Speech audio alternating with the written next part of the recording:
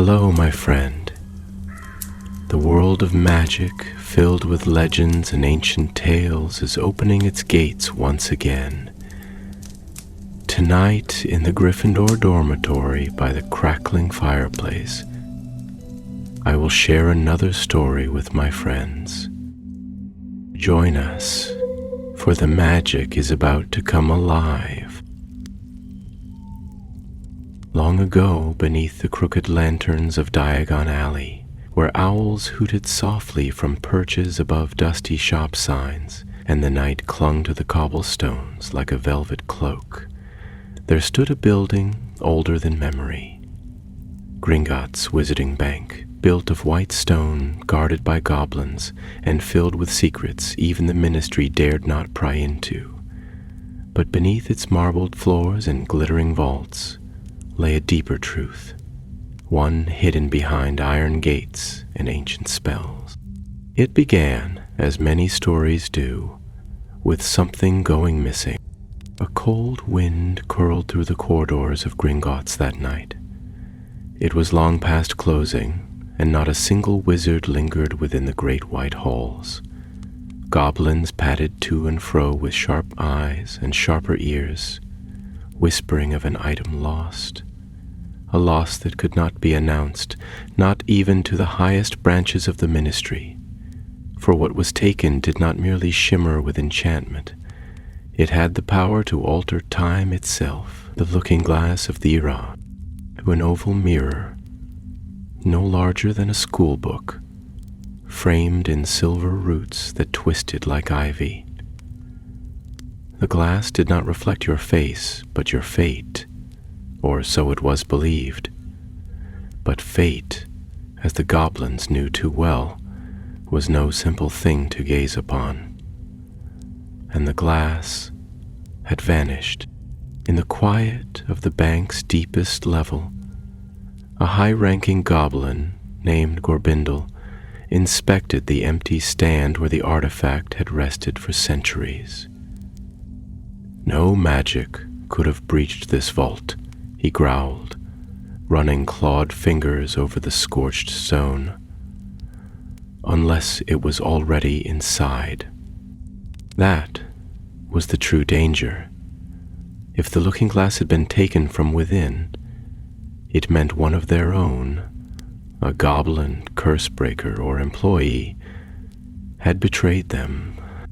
"We will not involve the Aurors," Gorbindel declared in the hush of the vault chamber, surrounded by grim-faced goblins. "We must find someone with no ties, no loyalties, someone expendable."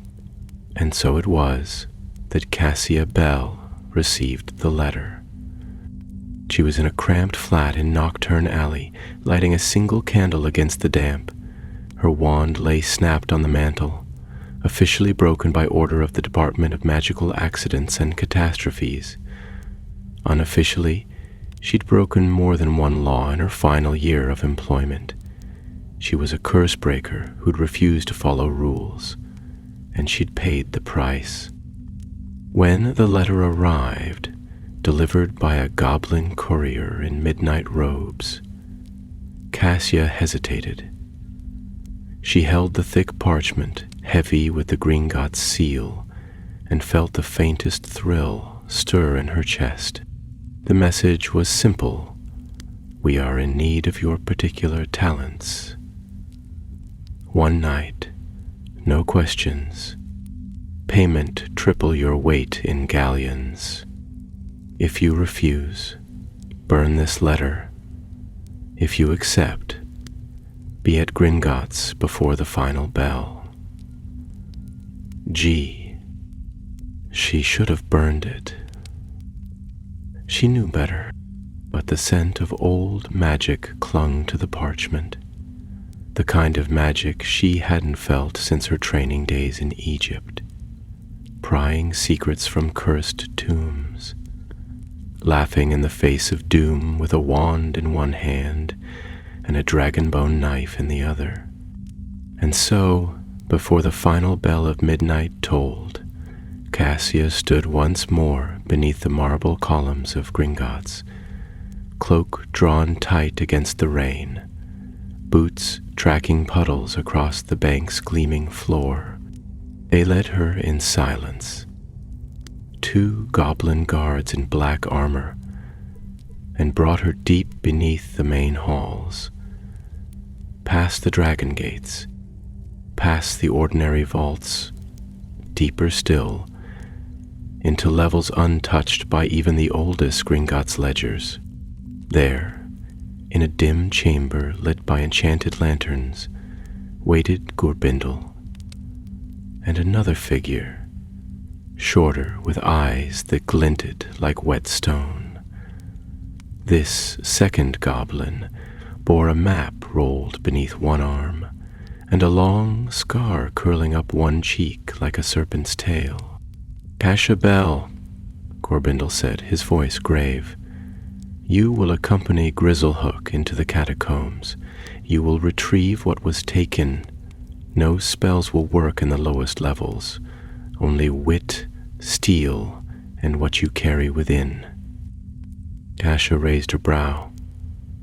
"You brought me here for a treasure hunt in a maze where magic fails?" Gorbindel didn't blink. "The looking glass of Lara is more than a treasure. It is an object of prophecy, of fate. If it is used, the course of our world may change. It must be recovered." Cassia turned to Grizzlehook, who gave her the smallest of nods. She caught a glint of something beneath his cloak. A blade, finely made and goblin-wrought. He wasn't just a guide. He was a fighter. Perhaps even an assassin. "Lovely," she murmured, straightening her gloves. "And here I thought I'd be having a quiet evening." With a final glance at the towering vault doors, the pair stepped onto a waiting cart. It jerked forward with a screech, plunging into darkness, rails hissing like serpents. Wind rushed past as ancient signs flickered by, glowing in goblin script, warning of beasts and traps and time-cursed vaults. Cassia leaned close to Grizzlehook. "You know who took it?" The goblin did not turn. "I know who wants it, and that is worse." The cart screeched to a halt. Before them stretched a wide platform, its stones cracked with age, and beyond it loomed a gate made not of metal but of glass, thin and glimmering, yet unbroken. Grizzlehook stepped off first. "The mirror gate. Beyond this lies the old vaultways, forgotten, forbidden." Cassia followed, her fingers twitching for her wand, though she knew it would be useless here. She peered at the gate. Her reflection stared back, but not quite. The reflection was smiling, and Cassia was not. Before she could speak, the mirror shimmered, and a whisper slid across her mind like a breath on glass. "Do you wish to see what lies ahead?" Cassia's throat tightened. She stepped forward, but Grizzlehook seized her wrist. "Don't answer it," he hissed. "That is the first test."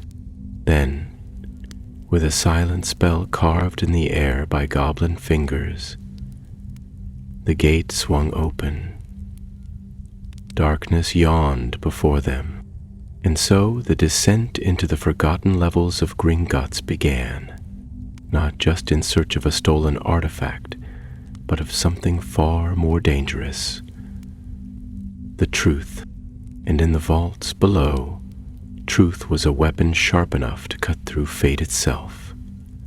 The tunnel beyond the mirror gate was narrow and ancient, built from rough-hewn stone blocks slick with centuries of damp.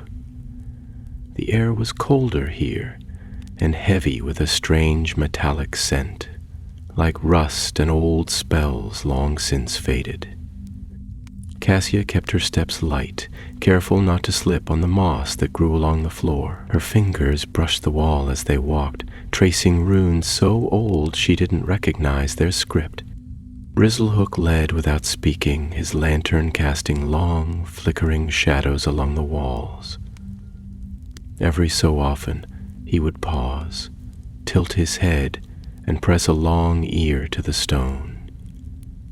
He didn't explain what he was listening for, and Cassia didn't ask. She'd worked with goblins before. They preferred silence, and anything worth saying would be said when it needed to be. Still, unease prickled at the back of her neck. The mirror gate's whisper hadn't left her thoughts. "Do you wish to see what lies ahead?" It hadn't sounded like a spell, more like an offer. They passed a narrow archway on the left, blocked by rubble and thick iron chains. Grizzlehook glanced at it, but didn't slow. Cassia caught a glimpse of something beyond the debris, an old statue, broken at the waist, and the faint glint of gold on the floor. "What was that vault?" she asked. Grizzlehook didn't look back. Vault 13, sealed after the cataclysm of dust. Kasia frowned. That was a myth. The vault that crumbled on its own? "The vault that ate itself," Grizzlehook said shortly. "Magic folds in on itself sometimes, badly stored, poorly contained.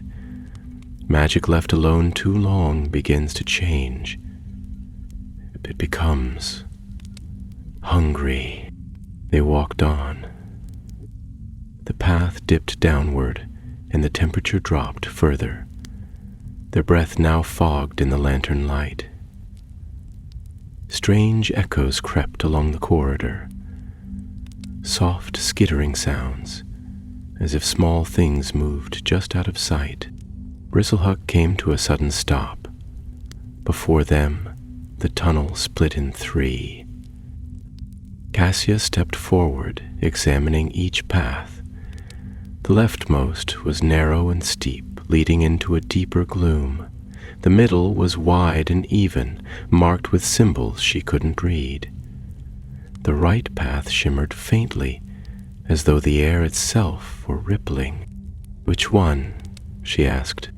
Grizzlehook crouched, drawing a dagger from beneath his cloak. He pressed the blade to the stone floor of each tunnel in turn, murmuring under his breath. When he reached the right-hand path, the dagger hissed, its metal turning black. "Not that one," he muttered, already moving toward the middle. Cassia followed. "What was it?" "Mirage magic," he said. "A defense.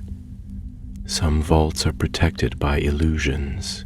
You walk forward thinking you're safe and never stop falling. And the left, real, but cursed. So only the middle isn't trying to kill us. Good to know." Grizzlehook didn't smile, but she thought she saw the faintest twitch at the corner of his mouth. As they moved down the central path, the walls began to change. No longer rough stone, but smooth, polished surfaces etched with intricate carvings. Scenes of goblin wars, treasure hoards, and dragons bound in chains. Cassia recognized the style. This was old goblin magic, the kind practiced before they allied with wizards. The images weren't just decoration. They were wards. They reached a large door carved into the wall ahead. It bore no handle, no hinges. In the center was a single gemstone, an opal, milky white and swirling faintly from within. Grizzlehook held out a hand. "The Vault of Echoes. This is where the trail leads." Cassia eyed the door. "No visible lock, no spells I can use, and I'm guessing it doesn't respond to polite knocking. You open it by speaking truth," Grizzlehook said. "That's the price of passage. The vault only opens to honesty." Cassia raised a brow. Whose truth?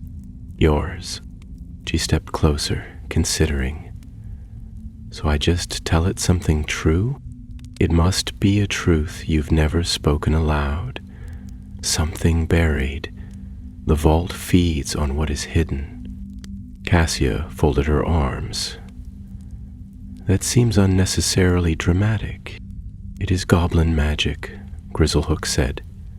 Drama is part of the design. Cassia stood before the opal. It pulsed gently, waiting. Her mind raced. What truth could she offer that she'd never spoken, and one strong enough to impress goblin-crafted wards? She thought of her dismissal from the ministry, of the accident they'd blamed her for, the curse that had destroyed half a building during a routine extraction. She'd said it was unstable magic, that she'd done everything right. But she hadn't. She leaned in close, her voice a whisper. I didn't lose control of the curse. I pushed it. I thought I could master it, and I was wrong. The opal flared white, then faded. With a low rumble, the door sank into the floor. Grizzlehook stepped past her without a word, but there was a flicker of something in his eyes. Respect, perhaps, or simply understanding. Either way, Cassia said nothing more. The chamber beyond was circular, with a high domed ceiling and 3 smaller doors leading off into the dark. In the center stood a pedestal, and atop it, a box. The box was plain, made of black iron and sealed with 4 silver clasps. No magic radiated from it, but Cassia's skin prickled all the same. She approached it slowly. Is that it? Grizzlehook nodded. A decoy vault.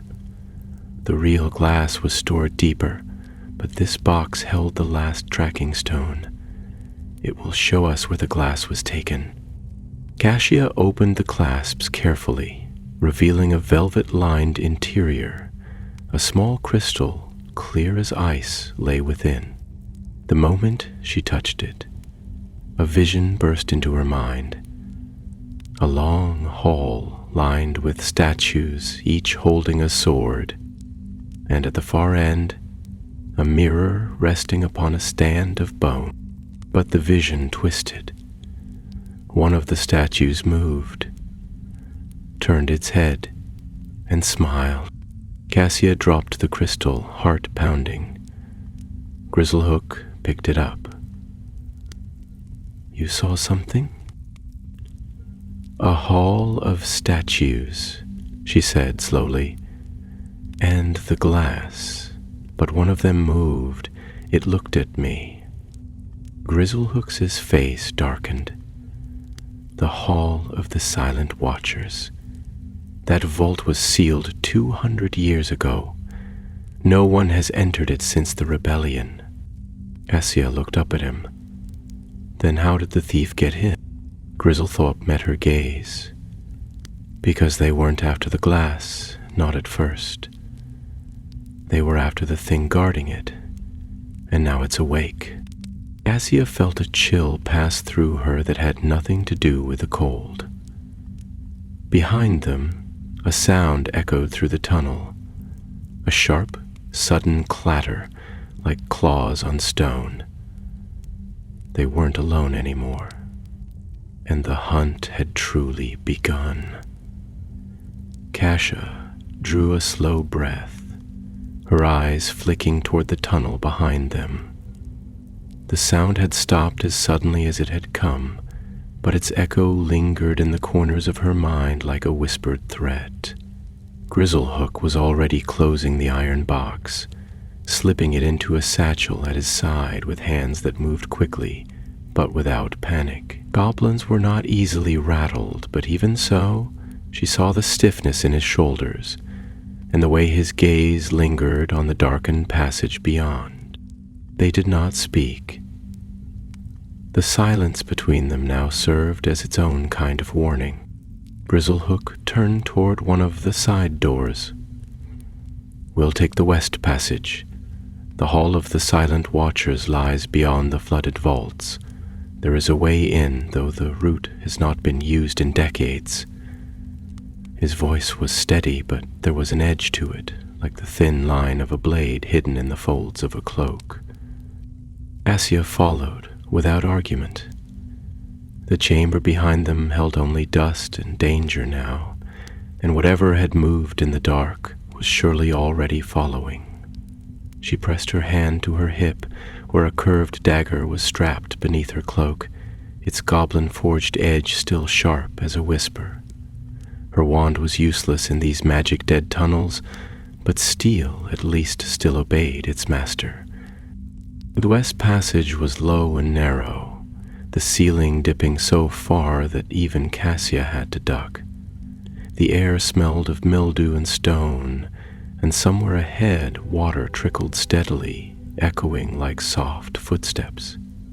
She kept her eyes sharp, watching for any shift in the shadows, any glint of movement that might betray a lurking presence. They passed through a collapsed antechamber where the bones of an old vault dragon lay half buried beneath rubble, its skull still bearing the remnants of ancient iron bindings. Cassia paused beside it, noting the scorch marks along the walls. Whatever had brought the beast down had done so with raw power, too much for a vault that had been sealed for centuries. She wondered again about the looking glass and whether it truly revealed the future or merely showed people what they most feared. Grizzlehook knelt beside the dragon's remains, running a clawed hand over the charred stone. "This wasn't from the rebellion," he said quietly. "This happened recently." Cassia tensed. "You said no one had entered these levels in 200 years. I said no one had returned." Grizzlehook stood, his face grim. "Someone has disturbed the oldest wards. Someone with knowledge they should not possess." The tunnel ended at a stone archway, half submerged in water that shimmered with a dull green hue. The air here was damp and heavy, and the ceiling vanished into gloom above. The passage beyond sloped sharply downward, disappearing into what looked like an underground river. Grizzlehook knelt beside the edge, tapping the surface with the tip of his dagger. The water didn't ripple. Instead, it clung to the blade like syrup. "Thrice enchanted," he muttered, "cursed to trap anything with a soul." Cassia raised an eyebrow. "You brought us this way knowing there was cursed water. There is another way," he said, glancing over his shoulder. "But it takes 3 days and passes through the vault of hollow tongues. I'd rather face this." She couldn't argue with that. She'd heard tales of the vault of hollow tongues, how its walls whispered secrets you'd long since buried, and how some who entered came out babbling nonsense until their minds unraveled. Grizzlehook drew a small vial from his belt, filled with thick silver liquid. "Essence of emberroot," he explained. "Distorts the boundaries of the soul just enough to fool the curse. Drink half." He passed it to her. Cassia uncorked it and sniffed. It smelled of ash and bitter herbs. She drank without hesitation, feeling the warmth spread through her chest like fire. Grizzlehook took the rest, then nodded once. Together they stepped into the water. It was colder than she expected, and thicker too, like moving through honey. Each step felt heavier than the last, as if the water were trying to pull them under. Cassia kept her gaze forward, resisting the urge to look into its depths. Shapes moved beneath the surface, long, slow, serpentine coils that never quite broke the water, but always seemed close enough to touch. Grizzlehook led them through a stone archway beneath the river's surface, and for a moment the world tilted sideways. The current vanished, the weight lifted. They were walking on dry stone again, though the air still hung with the scent of wet iron.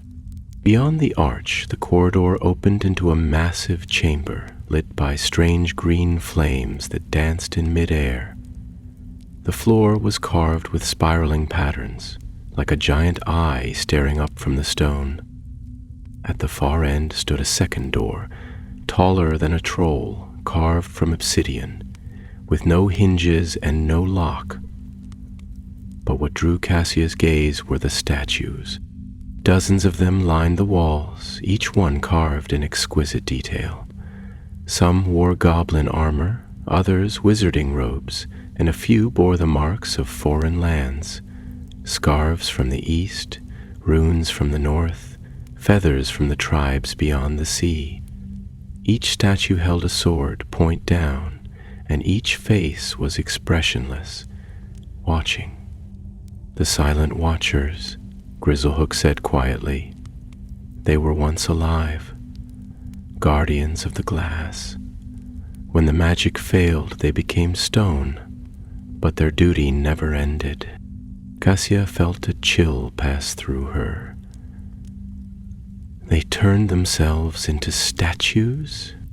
No, Grizzlehook said, his voice hard. They were turned. A punishment for failure. Now they serve forever, watching for intruders. She moved slowly between the statues, heart thudding. The pedestal at the center of the room stood empty, a fine layer of dust still clinging to its surface. The glass had been here once, but now it was gone. And yet, something felt wrong. Too still, too quiet. Grizzlehook approached the pedestal, reaching into his satchel for the tracking crystal. As soon as he placed it down, the flame above them flared. The statues moved, not all at once, not with the smooth grace of life, but their heads turned, eyes shifted. One by one, the watchers looked down upon them, their stone hands tightening on the hilts of their swords. Cassia stepped back. Grizzlehook, I know. The crystal on the pedestal began to glow, casting a beam of light toward the northern wall. There, a crack had been carved into the stone, narrow and rough, as though someone had forced their way through recently. The FIFA went that way, Grizzlehook said, but the watchers were stepping down from their alcoves now, slow and heavy, their joints grinding like stone dragged across stone. Cassia drew her dagger. Do they bleed? No, Grizzlehook said grimly. But they break. They stood back to back as the statues advanced. The nearest raised its sword, its eyes now gleaming with a dull red light. And then the chamber erupted into chaos. The first watcher struck with terrifying speed, its stone blade whistling through the air. Cassia ducked low, feeling the rush of wind above her head as the sword passed mere inches from her scalp. She rolled to the side, came up fast, and drove her dagger into the statue's side. The blade struck with a sharp crack, but the watcher did not flinch. Instead, it turned its head slowly, eyes glowing brighter, and raised its weapon again. Grizzlehook was already engaged with another, his small frame a blur of precision and fury. His goblin-wrought dagger gleamed with a faint blue hue, and when he struck, the watcher's chest splintered in a burst of fine dust. The statue crumpled inward, pieces clattering to the stone floor. Cassia had no time to marvel.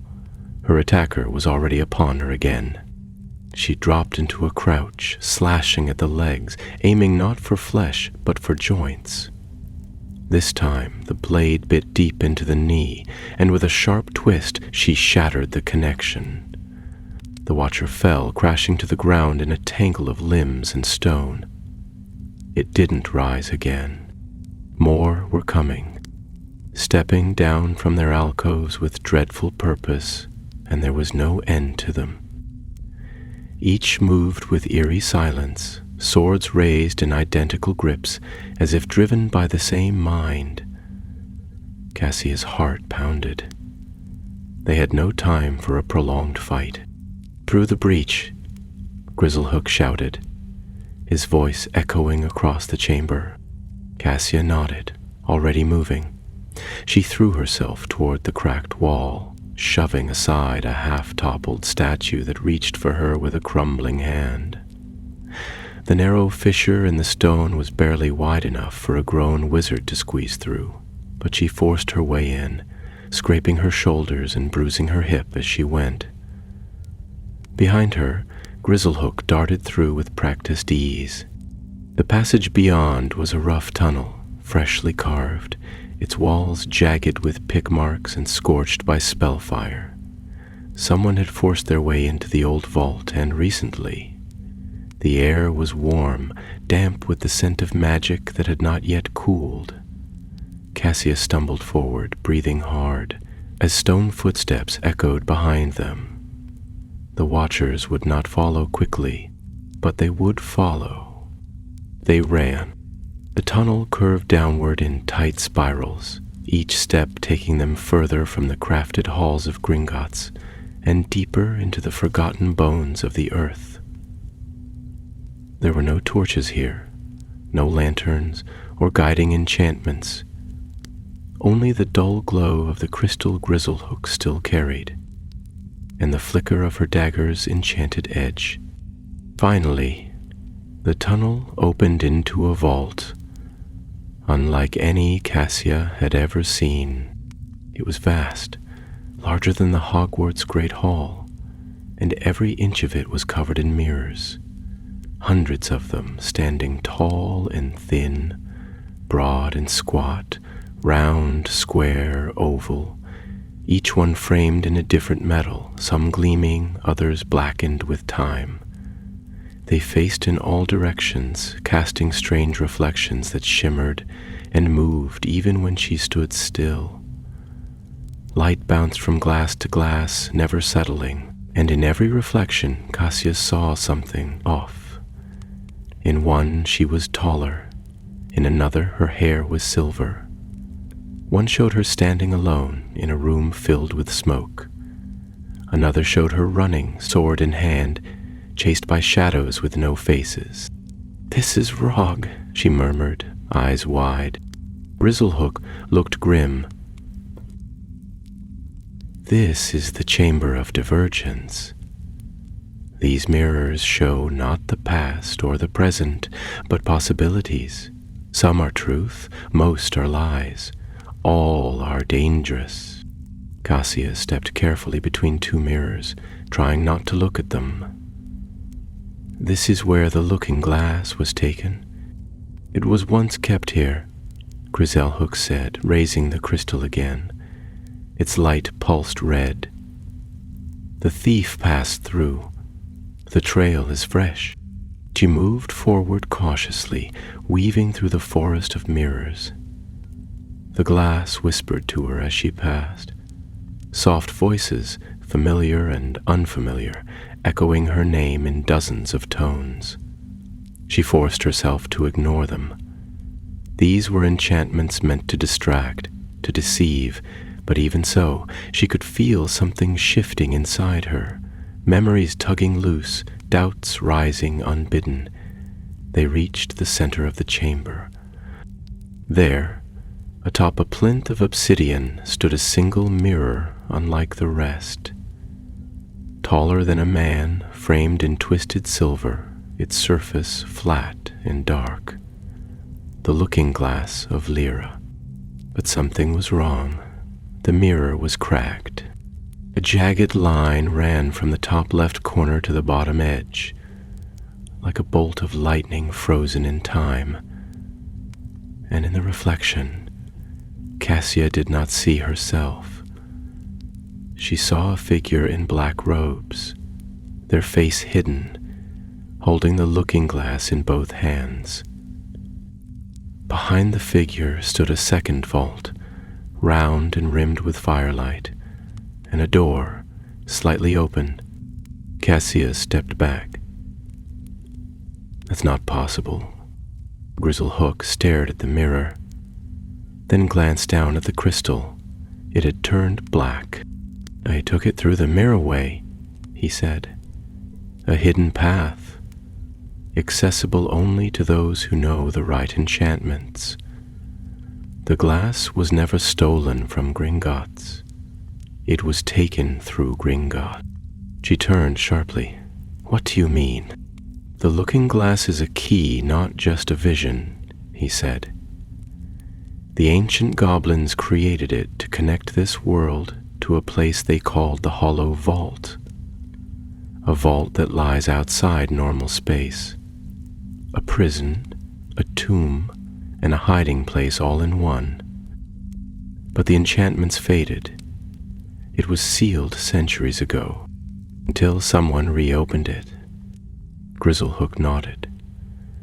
"And if they have the glass, they can reshape what the Hollow Vault holds, change the past, create futures, destroy barriers. The artifact doesn't just show fate, it makes it." Cassia looked again at the cracked mirror. The figure in the reflection raised its head slowly and smiled, not kindly, not cruelly, but with a knowing calm that chilled her blood. Then the image faded. Grizzlehook stepped forward. "We must follow. There is no time." She nodded, swallowing the fear rising in her throat. "How do we open the mirrorway?" Grizzlehook pulled a small knife from his belt. Blood, from one who has seen the truth within the glass. Cassia held out her hand without a word. He sliced across her palm with practiced care, and she pressed it against the mirror's surface. The crack flared white, then vanished. The glass shimmered. In the rush of cold air, the mirrorway opened. Cassia stepped into the mirror, bracing herself for the jolt of magic, for the bone-deep pull she remembered from portkeys or apparition. But the passage through the mirrorway was different, quieter, smoother, as if she were being drawn into water without resistance. Her skin tingled, and for a moment everything went white, as though she'd stepped into fog. The ground fell away beneath her, though she did not fall.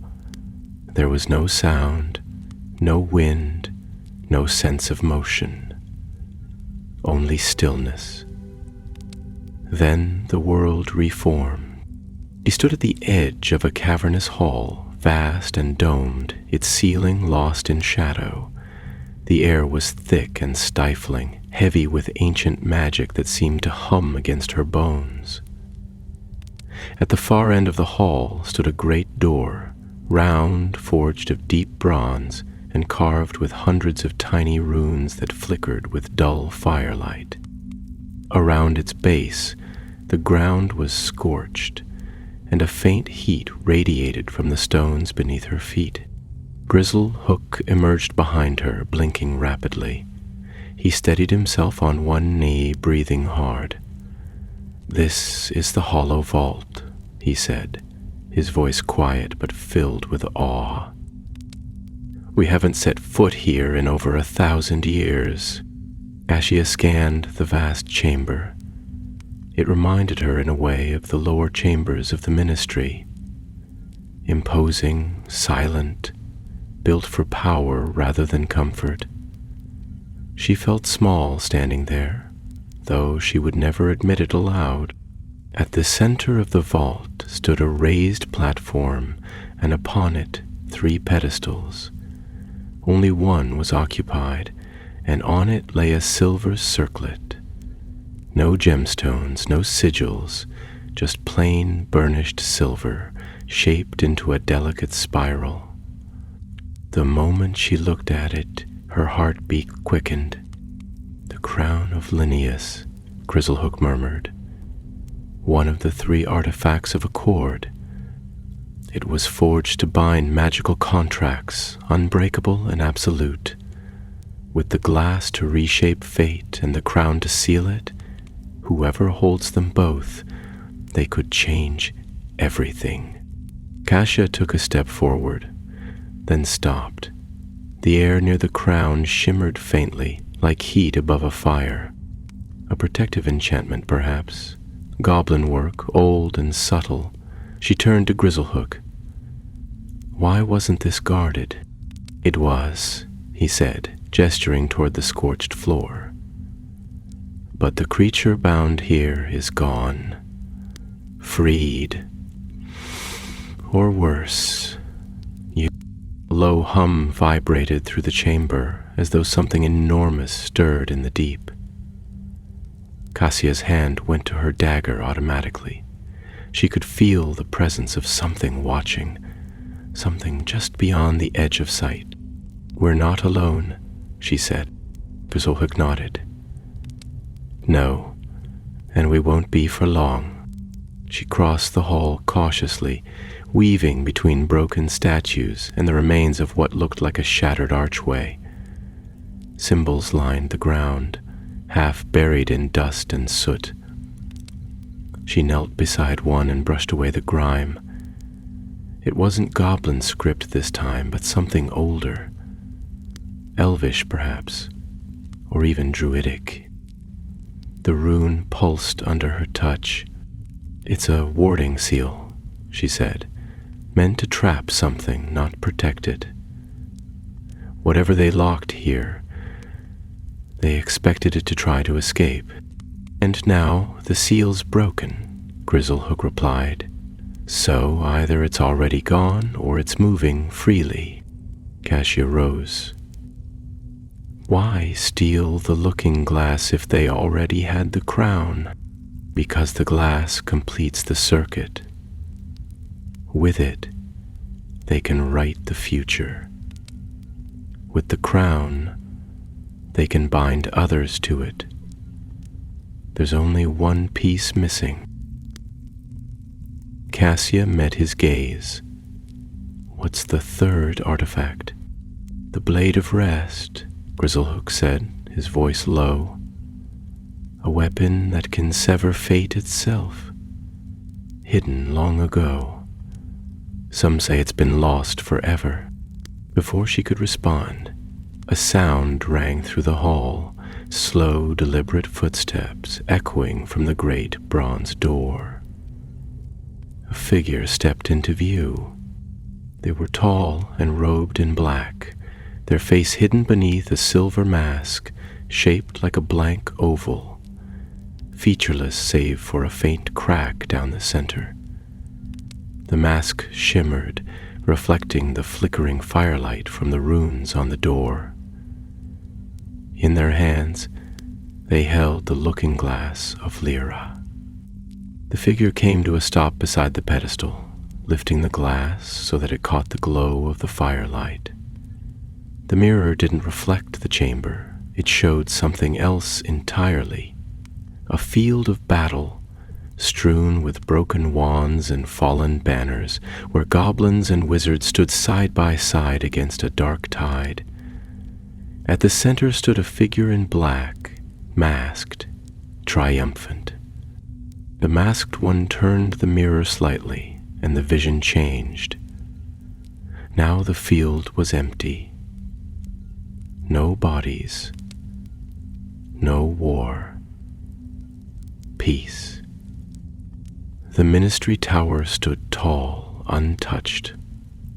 Gringotts gleamed in the distance, and again at the center of it all, the same masked figure. Cassia felt the breath catch in her throat. "They're not just seeing the future," she whispered. "They're choosing it." The figure lowered the glass, their gaze falling upon her.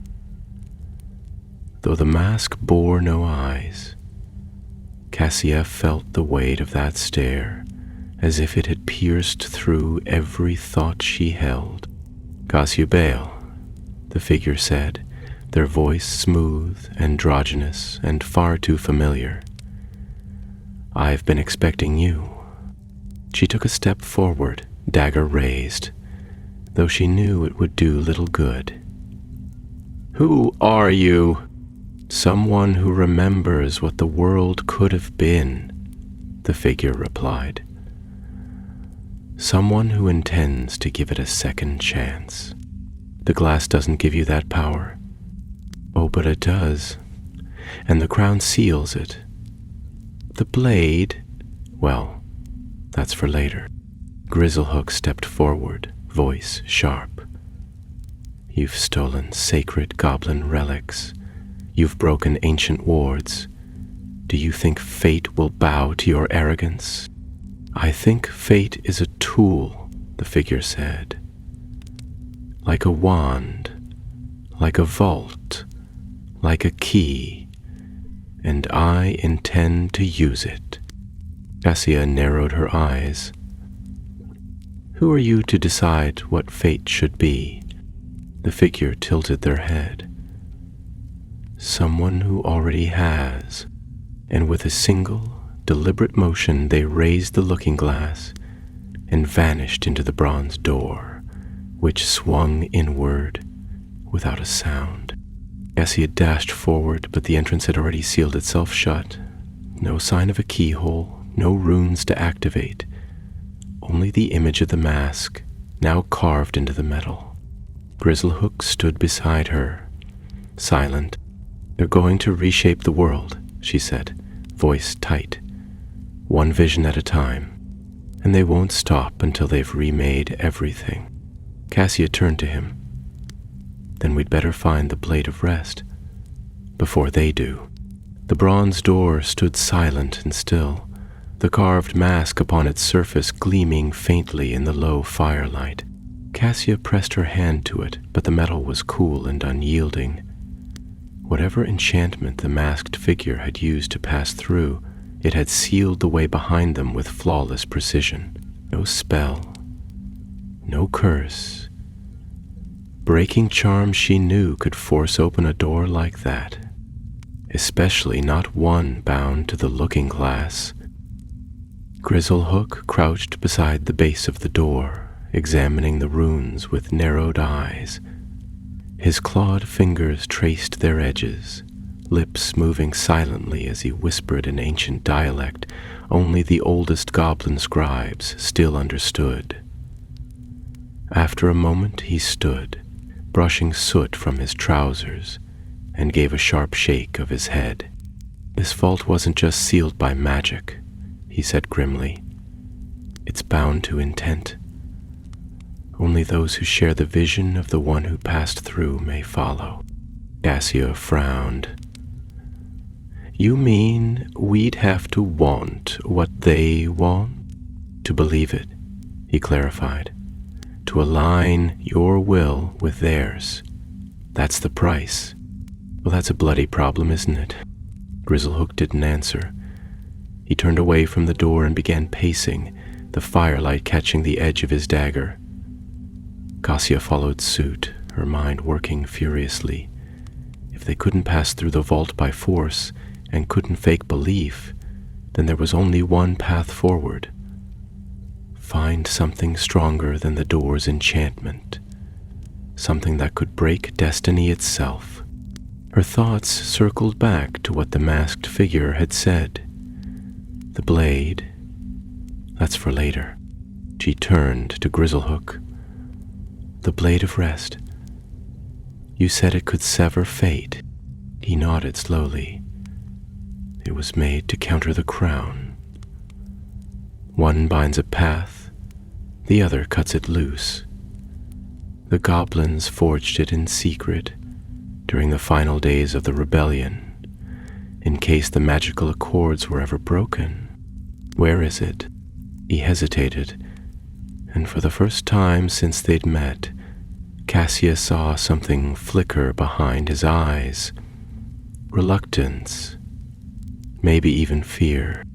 It was hidden in a vault so deep and cursed not even the dragons were permitted near it, he said at last. "Vault 0. Cassia's breath caught. She'd heard the name whispered before, in old curse-breaker tales told around campfires. A place beneath the foundations of Gringotts, older than the bank itself. A vault not built but found, a hollow in the earth no spell could map, no chart could trace. Supposedly sealed before the first goblin ever set foot in Diagon. You can find it? She asked. I can find the entrance, he replied. But what lies inside is beyond my knowledge. And that's where we go. Grizzlehook gave a single nod, his expression unreadable. He led her from the chamber with quick, clipped steps, retracing their path through the hall of mirrors and back to the cracked wall. The watchers had vanished, though the dust on the floor bore new prints, deep, heavy, and clawed. Something else had passed through. They moved quickly, avoiding the cursed water by a side tunnel Grizzlehook knew, one sealed behind a crumbling illusion charm that nearly made Cassia retch from the bitter stench of ancient magic. When at last they returned to the path leading toward the surface, Grizzlehook took a sharp turn left instead of right, down a narrow stair she had not noticed before. These stairs weren't here before, she said, frowning.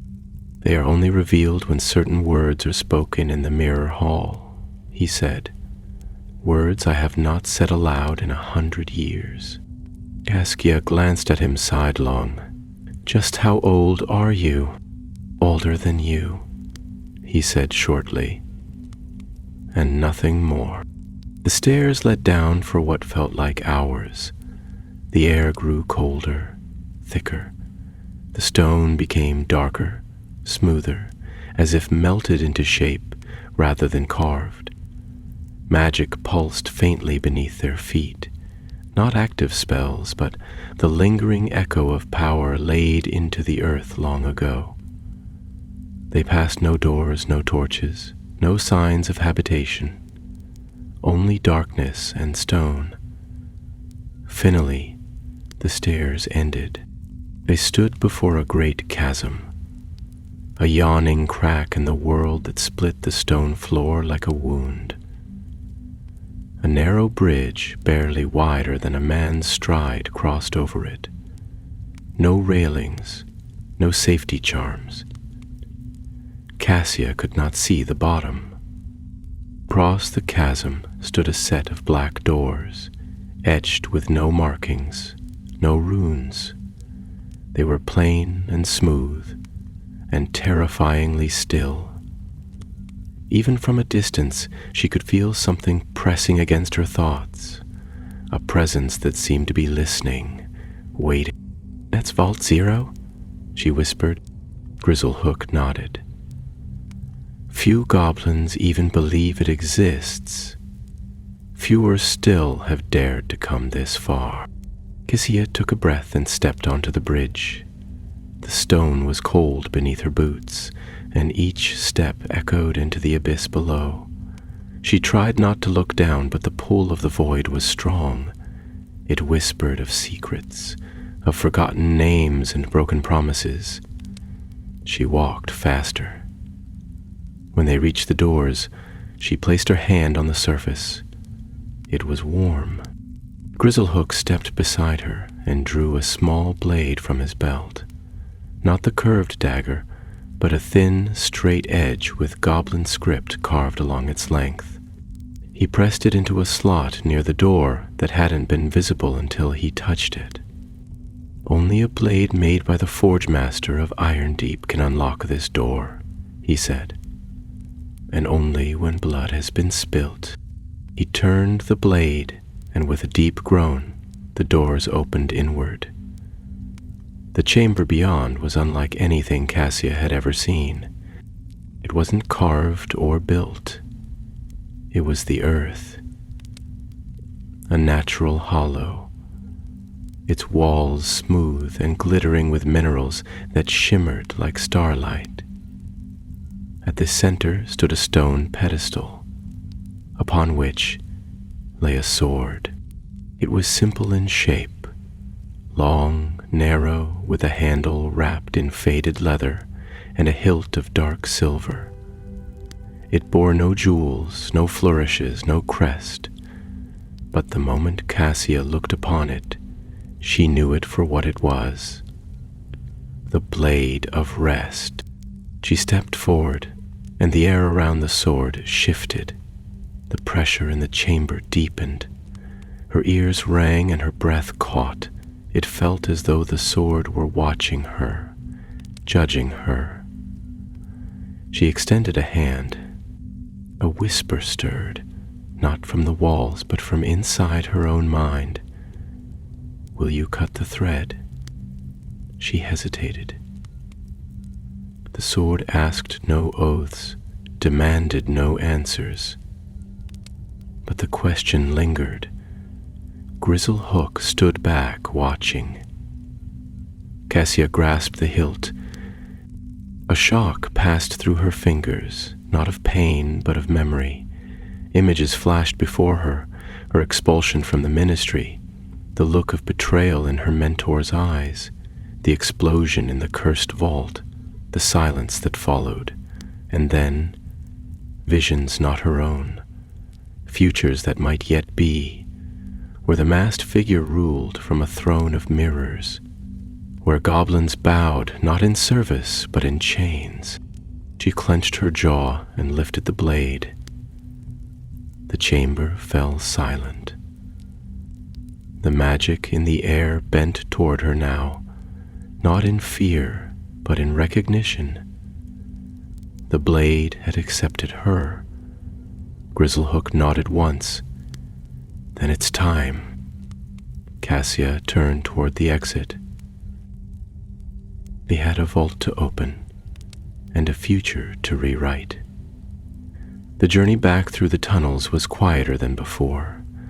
The air held a tautness, like the final moments before a storm, and neither Cassia nor Grizzlehook spoke as they retraced their steps past darkened chambers and whispering halls. The Blade of Rest, now bound to Cassia, was strapped across her back, its weight more present than any weapon she had ever carried. It did not glow. It did not hum. And yet, it felt alive, pulsing faintly with a presence that stirred at the edges of her thoughts. When they reached the chamber of the hollow vault once more, the great bronze door remained exactly as they had left it, sealed tight, the mask-shaped engraving on its surface watching in eternal silence. The firelight still flickered faintly from the runes carved into the floor, though the warmth that had once radiated from them had dimmed. Cassia stepped forward, the blade now in her hand, and felt the door's enchantments tighten around her senses. This time, they did not resist her approach. They tested her, reaching toward the sword she carried, searching for weakness, for hesitation. She raised the Blade of Rest and pressed its point to the center of the mask.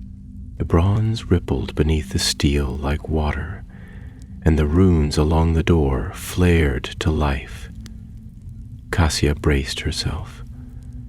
The magic surged outward in a rush of light and sound, and for a single breathless moment, the world tilted. No, shifted, as though time and space had drawn in a sharp breath. Then, the door unsealed itself with a slow, grinding groan, splitting down the middle, the mask parting like a face broken in two. Grizzlehook let out a soft breath behind her. The path is open. Cassia stepped into the chamber beyond. It was not what she expected. There were no guards, no flames, no mirrored vaults filled with ancient treasures. Instead, the space resembled an amphitheater, circular and vast, with a floor of polished black stone that reflected the ceiling like a still lake. At the far end stood a raised dais, and on it a single chair, tall, severe, carved from mirror glass and bone-white wood, And there, seated as if they had been waiting for centuries, was the masked figure. The looking-glass rested upon the arm of the chair. The crown of Linus was already worn upon the figure's head, its plain silver catching the chamber's faint light, like moonlight on snow. Cassia did not move immediately. Her eyes scanned the chamber for traps, for signs of life, anything that might suggest the figure was not alone. But she saw no others, only silence. Then the figure spoke. "You brought the blade," they said, and though their voice was soft, it echoed with strange clarity in the vast space. "I hoped you would. It means you understand what's at stake." Cassia took a single step forward, her grip tightening around the sword. "You stole the glass, broke the ancient wards, freed something you don't even understand." The masked figure turned their heads slightly. "Did I? Or did I restore what had been buried?" Grizzlehook stepped into the chamber beside her, but remained quiet. His eyes were locked on the crown. "You've seen what's coming," the figure continued. "Chaos, war. The wizards will never share power, no matter how many treaties are signed. The goblins will rebel again. The magical accords will shatter. The world needs order. The looking-glass shows the way. The crown ensures it, and the blade removes what doesn't belong." Cassia's heart pounded. "You plan to carve the world into your own design?" "I plan to make it fair," the figure said. "To rewrite what fate refused to correct." "Who are you?" The figure hesitated. Then, with a movement so swift and smooth it seemed impossible, they removed the mask. Cassia's breath caught in her throat. The face revealed was one she knew, not from photographs or history books, but from her own past. He had been her mentor once. Thorn Marin, the renowned curse-breaker, vanished after the vault incident, presumed dead. His eyes were the same steel gray, his features older, more worn, but unmistakably him. "Newton," she whispered. Thorn inclined his head. "No. I changed. When I touched the glass that day, I saw what could be. I became what was needed." Cassia felt a rush of anger, confusion, and something dangerously close to grief. "You left us. You let us believe you'd been destroyed." "Because I had been," Thorn said simply. "The man you knew would have hesitated, would have doubted. This world has no place for doubt, Cassia." She shook her head. "You don't get to decide the future." "I don't," he agreed. "We do, together, with the right tools. The crown, the glass, the blade. Join me. End the cycle. No more wars. No more betrayal." His hand lifted, not in threat, but in offering. Cassia stared at it, 1,000 thoughts racing through her mind. Could it be true? Could he mean what he said? He had always spoken of restoring balance, of challenging the broken systems that governed their world. But this was something else. Something darker. There were no checks, no counsel, no wisdom guiding this hand. Only power drawn from tools too ancient to trust. She stepped back. "No," she said, her voice steady. "You're not shaping the future. You're stealing it." Thorn's eyes narrowed. "Then you've chosen to fight." Cassia raised the blade of rest. "I've chosen to cut the thread." For a moment, nothing moved. Then Thorn raised the looking glass, and the chamber responded. Reflections leapt to life across the black floor, showing scenes of battle, fire, ruin, visions of futures that might come to pass, their light swirling like storm clouds. Magic surged through the room, and the very air seemed to thicken. Cassia ran forward. Thorn raised a hand, and the ground split. A wave of energy swept toward her, but she leapt aside, rolling to her feet and swinging the blade in a sharp arc. The vision nearest to her shattered, the magic screaming as it dispersed. He cast again, drawing on the crown's binding power, summoning chains of light that coiled toward her, but she brought the blade down through them, severing the spell in a flash of white flame. Grizzlehook darted around the edge of the chamber, silent and precise, moving toward the throne. He would try to take the glass or the crown while Thorn was distracted, but Thorn was faster than she remembered. With a sweep of his hand, he cast a shock wave across the chamber. Grizzlehook was thrown back, striking the wall hard enough to crack stone. Cassia cried out and lunged for the throne. The blade in her hand burned with light as she brought it down toward the glass. Thorn turned, raising the artifact in one final defense. The blade met the mirror's edge, and the world went white. The explosion of light was blinding. For one long moment, Cassia felt nothing. No heat, no sound, no weight. It was as though she had been pulled outside of time, floating in a space between breath and heartbeat. Then sensation returned with a crushing force. Her ears rang, her knees struck stone. The blade, still warm in her hand, thrummed with fading magic. When she opened her eyes, the throne was gone. The looking glass of Lyra lay in pieces across the floor. Its silver frame cracked and twisted, the mirror itself shattered into a dozen shards that no longer reflected anything at all. The air was thick with magic, wild, broken, bleeding into the atmosphere like steam rising from cracked earth. The power that had once bound the chamber had dispersed, and now everything felt hollow, unstable, as if the vault itself were holding its breath. Across the room, Thorn was on one knee, his head bowed, the crown of Linnaeus still resting crookedly atop his brow. The blast had struck him full force, and yet he lived. His robes were scorched, torn at the shoulder, and his breath came in shallow gasps, but when he raised his head, the fire in his eyes had not dimmed. "You fool," he said, his voice hoarse.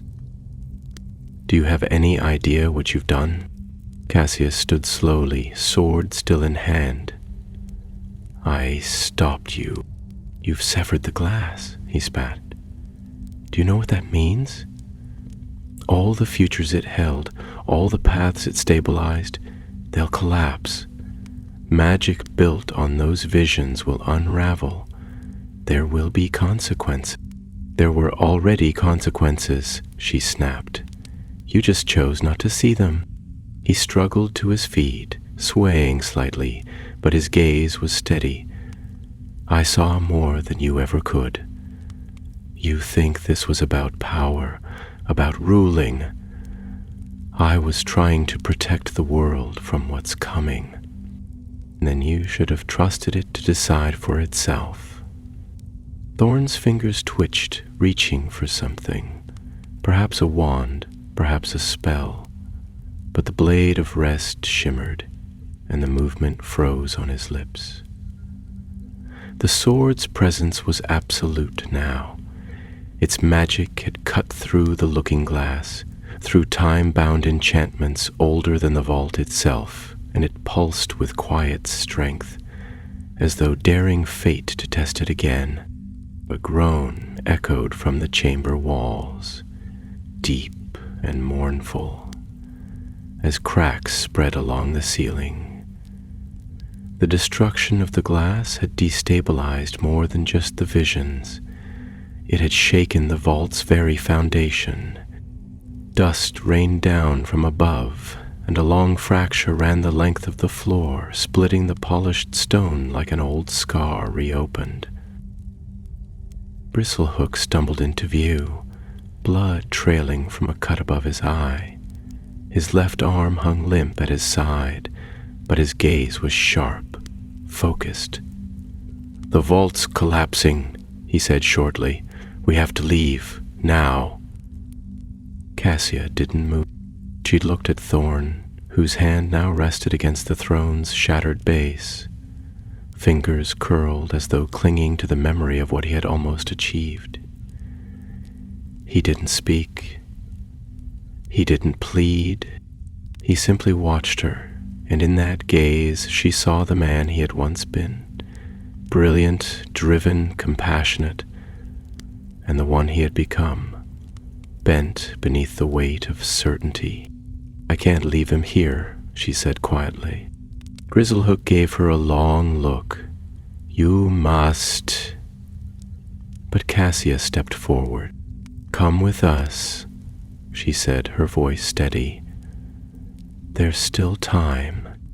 Thorn laughed once, bitter and soft. "Time is all I ever had, and it ran out the moment you broke the glass." The chamber shook again, more violently this time. A section of the ceiling split apart and came crashing down, missing them by only a few feet. Bristlehook swore under his breath and limped toward the corridor. Cassia held out a hand to Thorn. He looked at it for a long moment, his eyes unreadable.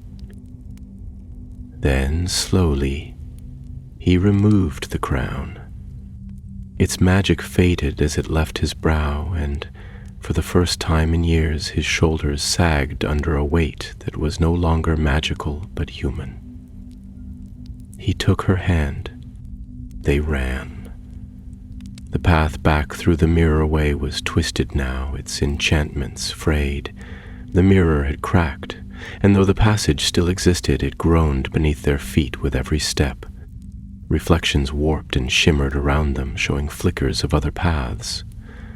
Some where the vault had never been found, others where Cassia lay dead at Thorn's feet.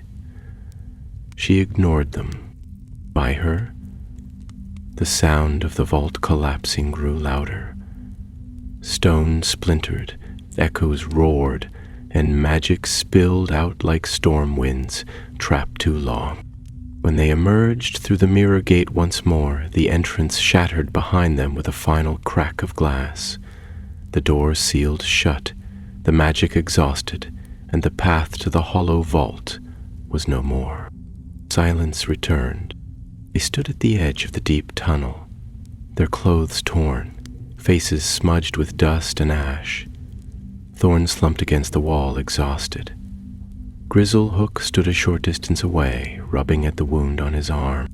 Cassia looked at them both, then at the sword still in her hand. "It's over," she said, unsure if she believed it. "No," said Bristlehook, quietly but firmly.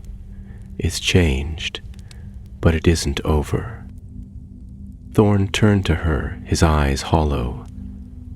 "What will you do with the blade?" She looked at it, plain, silent, yet filled with the weight of destiny. It had served its purpose, severed what needed to be broken, but its danger hadn't faded. "Return it," she said, "to a vault that doesn't exist on any map, and this time it will be guarded by more than stone."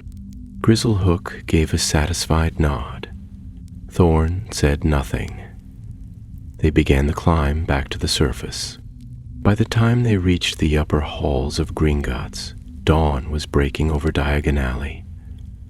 The great bank was still silent, the marble halls empty, the day not yet begun. Cassia stood in the entrance for a long moment, watching the sunlight touch the white stone, and for the first time in what felt like years, she breathed easily. She had come to Gringotts in disgrace, summoned by a whisper and a promise. She left it with the future intact, not written by mirrors or crowns, but shaped by choice. And though the world did not yet know it, a thread of fate had been cut that day, a thread that would never be rewoven. The Goblin Council convened in the vault of Obsidian Hours 3 days after the Mirrorway collapsed.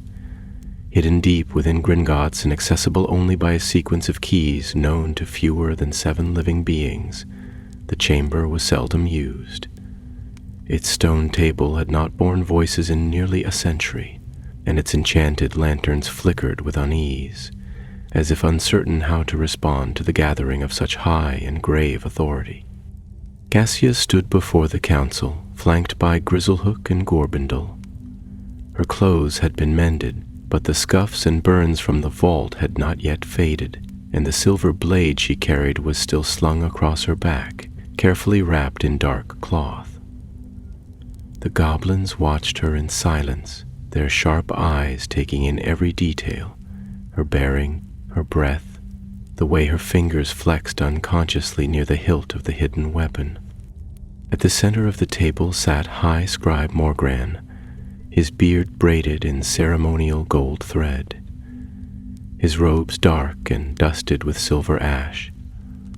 He tapped a clawed finger against the stone, once, and the others fell into stillness. "You severed the Mirrorway," Morgran said.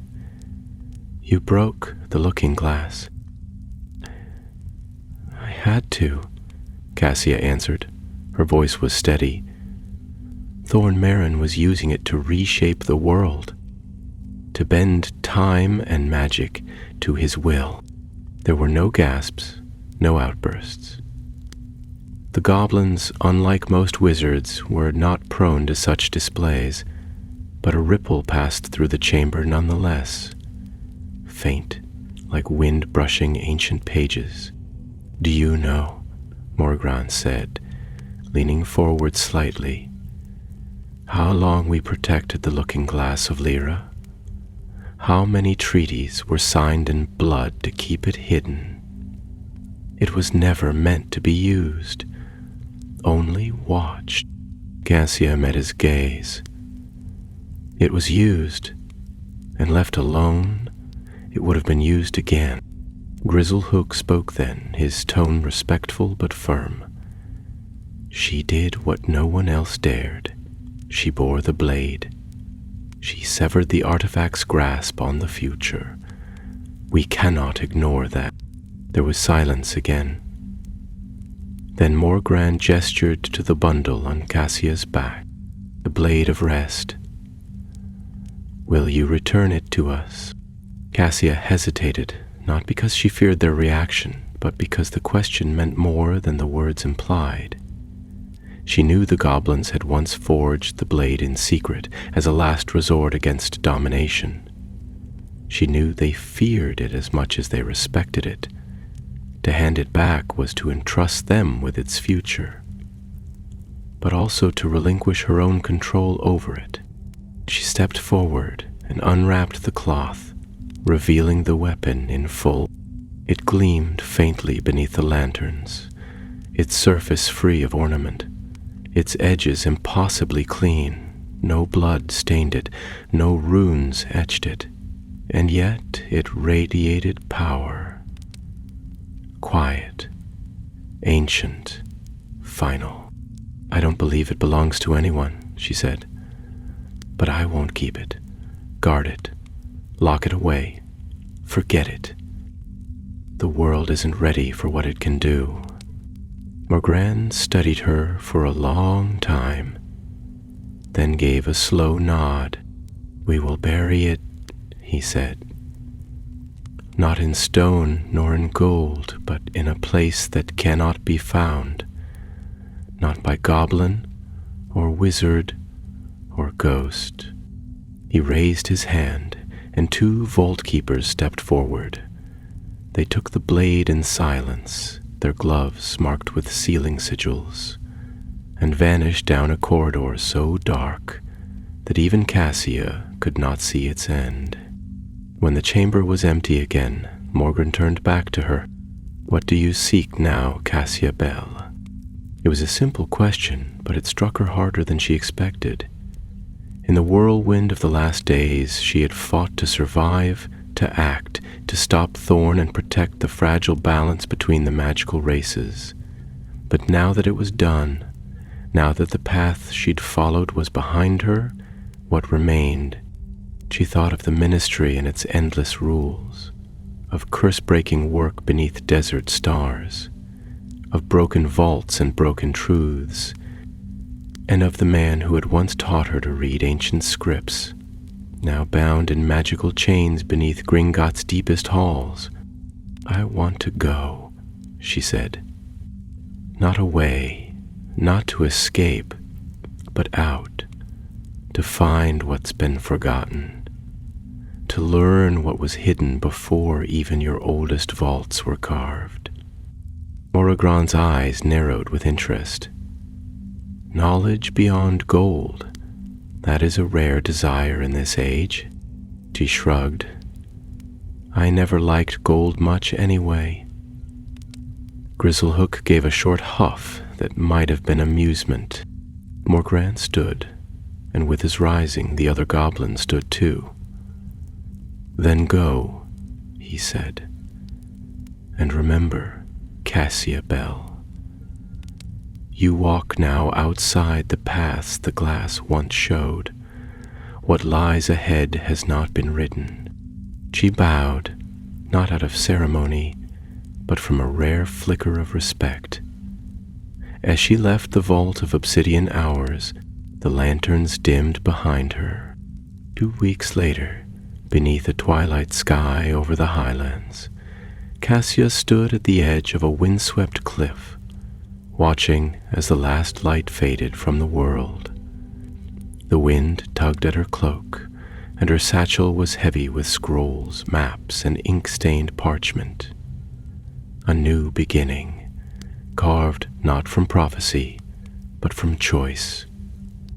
Somewhere, far below, a cave whispered secrets of an ancient coven long lost to memory. Tomorrow she would descend into it. Tonight she watched the stars begin to shine, not as signs, not as omens, but as points of light in a sky she would learn to read for herself. The cave lay beneath a crooked hill crowned with rowan trees, its entrance hidden behind a fall of ivy and stone, untouched for so long that even the creatures of the wild had forgotten it. Cassia crouched low as she pushed aside the thick green curtain, feeling the damp earth cling to her fingers. A faint breeze stirred from within, carrying the scent of old magic, dry, bitter, and dusted with ash, like parchment burned and left to cool. Grizzlehook stood a few paces behind her, silent as ever, though his sharp eyes flicked warily toward the trees above.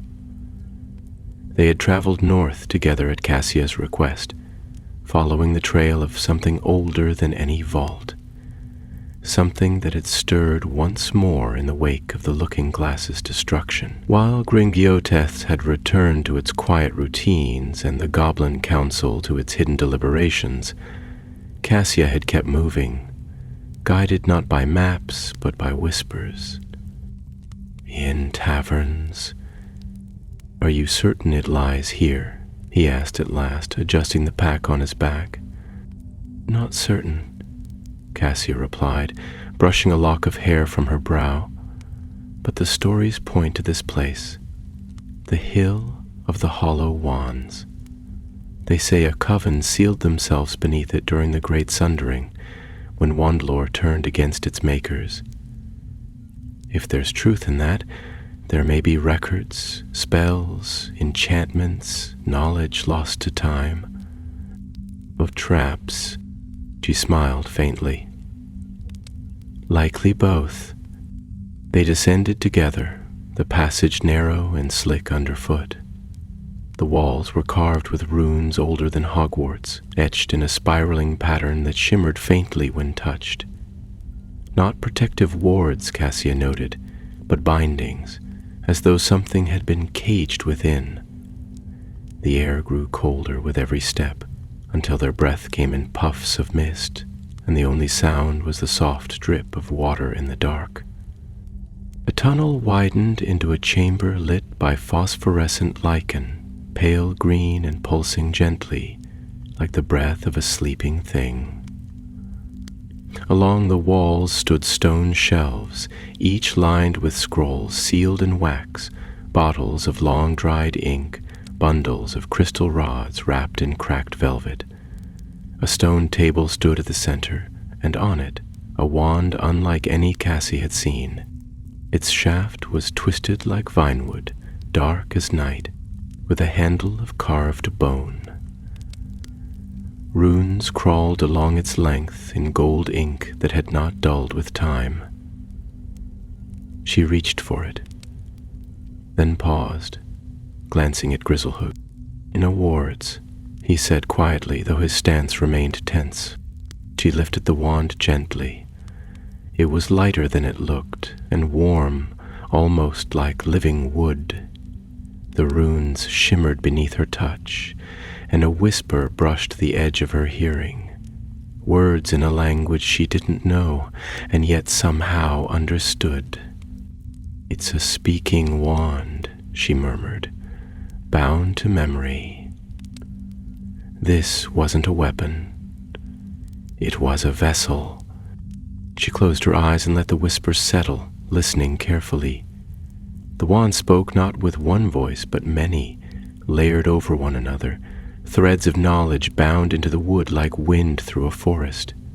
She saw glimpses of witches writing spells with their blood, of wands that could weave dreams, of vaults built not of stone, but of song. And at the center of it all, a name. Imbralethanel, last of the hollow circle, whose magic had once woven the stars above the highlands. Cassia's heart beat faster. If the memory was true, then somewhere beneath this hill lay more than scrolls and tools. There lay a magic, untouched by goblin or wizard, a branch of the old world, never charted, never taught. She turned to Grizzlehook, who was now examining the shells with interest. "This is it," she said. "The start of something different." He grunted. "It is old and dangerous. The more reason to learn it." They spent hours cataloging what they found, marking symbols, preserving pages that crumbled at the edges, and sealing others too cursed to read.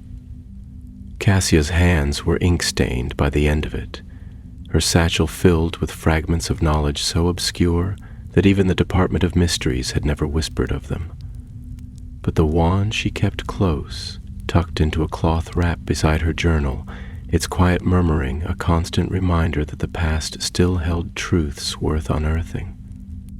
When they emerged at dusk, the hill was still and the trees above rustled gently in the wind. Cassia stood for a moment at the edge of the world, gazing out over the high moors, their slopes cloaked in the soft purple of fading heather. Somewhere beyond, Hogwarts stood hidden in its valley. Diagon Alley bustled with its secrets, and the Ministry churned its slow machinery of control.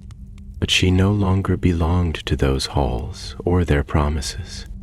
She belonged to the road now, to the places maps forgot, to the vaults not built but buried, to the magic that defied the rules because it had existed before the rules had ever been written. Grizzlehook watched her in silence, then gave a small nod. "We go east next," she said. "There's a cairn on the cliffs near the sea. The whispers say it holds a stair beneath the tide." He said nothing, but turned toward the trail. They walked on together, the night rising around them, the stars above old and bright and waiting. The cairn by the sea was older than the stones it was built from. Cassia stood upon the cliff's edge, wind tugging at her cloak, and stared at the ring of weather-worn stones that jutted from the earth like broken teeth. The sea crashed against the rocks below, sending up cold spray that caught the fading light, turning it silver. The sky was the color of worn slate, and the air smelt of salt and distant thunder. She moved slowly among the stones, her fingers brushing their rough surfaces, noting the faint carvings half erased by centuries of wind. They were not runes this time, not the sharp lines of goblin script or the curling elegance of wandlore glyphs. These were circles and spirals, carved deep and filled with something darker than moss, something that shimmered faintly when touched. She knelt beside one stone, tracing its edge, and found a mark that made her heart stir. A small crescent shape surrounded by 7 points. "Moon sigils," she said softly. "Old ones. This cairn predates the first concord." Grisalhug, standing just behind her, gave a thoughtful hum. "Then it is very old." She nodded, brushing hair from her eyes as the wind shifted again. The tales said it marked a stair, one that could only be found at the edge of light, where day ends and sea begins. As if answering her words, the sun dipped below the horizon, and for a single moment the cairn stones caught the dying light. Shadows twisted and deepened, casting long lines between the rocks, and in their center, something changed. The hollow opened in the ground, not with a rumble or a flash, but with the quiet certainty of magic that had waited too long to be disturbed. A ring of stone slid inward, revealing a narrow spiral stair descending into the earth, its steps wet with sea mist, its walls glowing faintly with runes of cold light. Cassia rose and drew her wand, not to cast a spell. Magic seldom worked well in places this old, but to light her path. The stair was steep, and the air turned colder with each step. It smelt of brine and something older still, an earthy, metallic tang like ancient iron or dragon bone left to rust. They descended for what felt like hours, the only sound their breathing and the distant echo of water against stone. The stairs ended in a low corridor carved from black rock, the ceiling close enough to force even Cassia to stoop. Strange markings lined the walls, not carved, but scorched, as though made by fire that had burned in deliberate, elegant strokes. Grizzlehook examined one of the symbols. "This is not goblin work. It's something deeper, like it was drawn with thought alone." Cassia ran a finger over the scorch mark. "I've only seen this once before," she said, "in a vault under the ruins of Ispradin. It's mind-burnt magic. Thought given heat and form, it's incredibly rare. Dangerous, too," Grizzlehook added, his voice low. "What thinks in flame does not always think kindly." They followed the corridor into a domed chamber. The floor was smooth and unmarked, but the walls bore rows of shelves carved into the stone itself, each lined with objects that shimmered with faint, cold magic. There were scrolls sealed in bone caps, vials of sand that shifted color as they passed, and a series of crystalline spheres that seemed to pulse in time with the beating of Cassia's heart. At the chamber's center stood a pedestal of rough gray stone. Upon it rested a single item. It was shaped from black glass, smooth as still water and rimmed with silver. Though featureless, it seemed to watch her as she approached, as though aware of her presence. The air around it was dense, not with power but with memory, as if every moment the mask had ever seen still clung to it. Cassia reached out, but stopped just short of touching it. "It's not just an object," she said. "It's a vessel." Grizzlehawk stepped beside her. "Is it him?" "No," she said slowly. "But it knows him. Thorn wore a mask like this. I think," she hesitated, "I think this is one of many, a line of masks passed down through the ages, meant to bear visions, to carry fate." She turned toward the shelves, eyes scanning the titles carved into the stone above each row. Some were in runes she recognized, others in scripts that had no name. But one line caught her eye, and her breath caught as she read it aloud. "Those who walk beyond the vaults." It was a name spoken in only the oldest legends. Cursebreaker tales told in half-jest around dying fires. Wizards and witches who had stepped outside of time's path and lived to alter the flow of magic itself.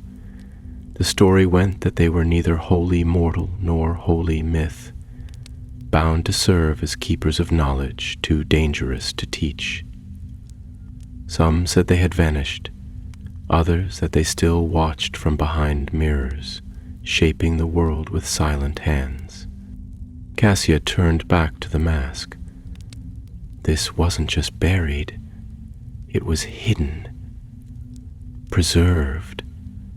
Someone wanted this knowledge sealed away until it was needed. Grizzlehook studied her for a long moment. "Do you intend to use it?" She didn't answer immediately. Her fingers hovered above the glass, feeling the pull of it, the weight of countless eyes behind the surface, waiting to see through hers. "I intend to understand it," she said at last, "and decide for myself what to do with that understanding." Carefully, she lifted the mask. It was cool against her skin, but not lifeless. As she held it close, the runes on the chamber walls flared softly, and a low hum filled the air. Not menacing, but old, welcoming. Behind her, Grizzlehook moved to examine the shelves, collecting scrolls with the calm precision of someone used to cataloging dangerous truths. Cassia knelt by the pedestal, laying the mask gently into her satchel before rising to join him. They worked in silence for hours, gathering what they could, sealing other objects too volatile to carry. When they finally climbed back to the surface, the stars had wheeled overhead, and the sea whispered secrets to the cliffs below. Cassia stood for a moment at the cairn's edge, the satchel heavy at her side. "We've found something vast," she said, "and I don't think we're the first." "No," said Grizzlehook, "but we may be the last for a long while." She looked east, where the sky had just begun to pale with the coming dawn. "Then we'd better leave records," she said, "in case the world forgets again." He gave a grunt of approval, and they turned their steps inland, toward hills yet unexplored, and paths yet unwritten. The path through the eastern hills was steep and brambled, winding between crags of granite and low thickets of thorn, where hawks circled lazily overhead and the wind carried the clean scent of wild thyme and rain-wet stone. Cassia moved steadily, her boots caked with mud, her satchel resting heavily against her hip, filled with scrolls and relics drawn from vaults the world had chosen to forget. Grizzlehook walked at her side, his pace as tireless as ever, his sharp eyes scanning the horizon, not for threats but for signs. A stone cairn out of place, a fallen rune stone buried in grass, the flicker of enchantment, long faded but not yet gone. They were heading toward a valley untouched by roads, nestled beyond the Black Ridge Fold, where an old map, hand-drawn, singed at the edges, and marked with a sigil shaped like a flame-bound quill, had pointed them. Cassia had found it in a vault beneath the ruins of Ridmere, wrapped in a cloak of moon wool and sealed with a wax crest she had not recognized. The ink had faded, but the symbols had glowed faintly when traced with her wand, and the name scrawled in the margin had made her heart stop. Eleanor Bell, her great-grandmother, who had vanished during the Second Magical War under circumstances no one had ever explained. She had never imagined a bloodline could carry such secrets, but the last few weeks had unraveled more than one thread of her past. Now, as the mountains rose higher before them and the valley mouth came into view, she felt again that quiet tension, the sense that something was watching, waiting to be remembered. They crested a ridge at mid-morning and looked down into the hollow beyond. The valley floor was veiled in mist, curling low around old standing stones half sunk in the earth. A single tree grew at its center, tall and silver-barked, its branches wide as sails and heavy with pale green leaves that shimmered with faint runes. Beneath it stood a circle of stone benches, worn smooth with time. Cassia felt the breath leave her chest. "This place wasn't marked on any official chart," she murmured. "It's as though it fell out of the world." Grizzlehook said nothing, but his gaze was steady. Magic this old chooses to be found. They made their way down slowly, boots slipping on the moss-covered slope, and stepped into the circle of stones beneath the tree. The air was different here, still, warm despite the mist, with a scent that reminded her of ink and candle wax and old parchment, the kind of place where stories were meant to be told, not forgotten. Cassia moved to the tree and touched its bark. It was warm, and as her fingers rested there, a light flared softly in the roots, curling upward through the trunk, then along the branches. Symbols shimmered in the leaves, familiar yet unreadable, as though written in a language her blood remembered but her mind could not yet grasp. A pulse of recognition stirred in her chest, and she realized that this place had been left for her, not just as a hiding place or sanctuary, but as a message. She turned to Grizzlehook. This was a refuge for those who walked beyond fate, those who broke from the threads. I think Eleanor came here when she vanished. Grizzlehook examined the ground with care, noting the runes etched in shallow rings around the benches. "These stones are memory seats," he said. "Each one holds a story, and they've been sealed until someone of the right line returns." Cassia stepped forward and placed her hand upon one of the seats. The rune beneath her palm flared to life, and a shimmer rose from the stone. A figure taking shape in light, tall and cloaked, her face hidden by a hood, her voice soft but clear. It was Eleanor Bell. "If you are hearing this," the image said, "then you carry our name. You've passed through vaults, through mirrors, through the places where fate is not fixed. You are one of us now, one who sees that the world is not guided by prophecy or prophecy breakers, but by those willing to choose truth even when it is hard." We left these records not to bind you, but to guide you, to teach you that knowledge must never be hidden out of fear, but shared with wisdom and care. The light faded. Cassia stared at the seat, heart full, throat tight. She was one of them, one of the walkers. And now, Grizzlehook said, so are you. They spent days in the valley, recording, translating, preserving what they could. Cassia wrote by firelight late into the night, her notes filled with sketches, runes, and fragments of insight. She found records of spells that could quiet storms, of enchantments that preserved memory like song, of vaults hidden in the minds of those willing to bear them. She wrote not just for herself, but for those who would come after, those who might need these truths one day, when the world once again sought to rewrite its own tale. When at last they left the valley, the mist parted for them, and the trees' runes dimmed, waiting once more. They returned to Gringotts by a secret path, entering through a side vault known only to the deepest archives. Gorbindel met them in the Hall of Red Flame, his expression unreadable, his eyes lingering on the journal Cassia now carried.